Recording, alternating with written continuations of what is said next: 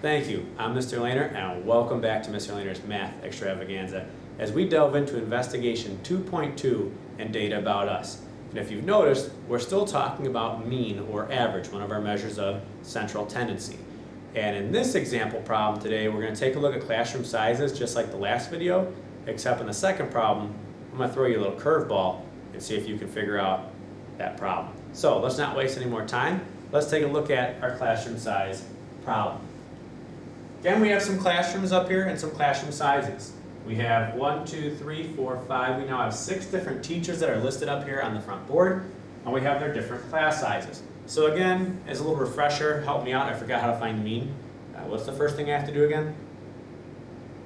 Oh yeah, okay, good point. I got to add them all together. I have to add what all together?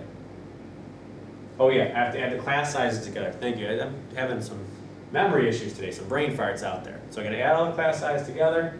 Okay, then what do? I'm done, right?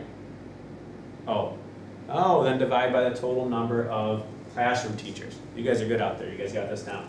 Okay, so to find the mean, just like you were telling me there, I need to add all these numbers together, which is going to equal 132 students.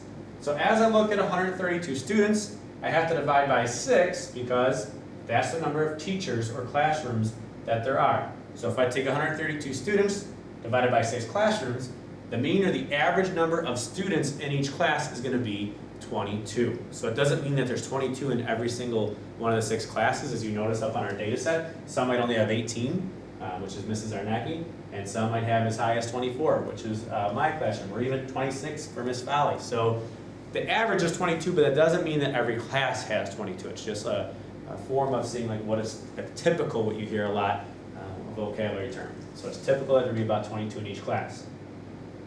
All right, your turn up here. So if you've noticed, I've given you some classes, but there's no class size up here. Mr. Lehner, did you forget to do the problem the right way? Did you make a mistake up there? No, there's no mistake this time. Here's what I want you to do. I want you to fill in different classroom sizes for each one of the teachers. But I want your mean or the average to be the same as the first problem. So you have to give me a set of data that would fill in these class sizes that the mean would be 22. Big helper, there's many more ways than just one to answer this problem. But let's see if you can come up with a solution that will give you a mean of 22 students. Go ahead and pause that video and we'll see what you come up with. Okay, again, there's tons of different ways you can do this problem, so if yours is different at home, which chances are it probably is, that's okay, but let's see if it works out similar to how I did this. So, in coming up with classroom sizes up here, I decided to make sure that I had classroom sizes that differed again. You don't have to do that, but that's what I decided to do. So I said Mrs. Regan at 26, Ms. Campice 20, Mr. Lehner 21, Mrs. Arnacki 25, Ms. Foley 22, and Mr. Strange 18, which gave me a total of 132 students. I then divided the 132 students by 6, which gave me an average or a mean of 22. Now, a very helpful hint, and you may have noticed this too, all that you needed to do to make sure that this problem worked here was to make sure that your 6 numbers or 6 data set that you chose equaled 132. So I could have simply used the same data, cross this one to 25, make that one to 21, it's still going to equal 132 and it's a different data set.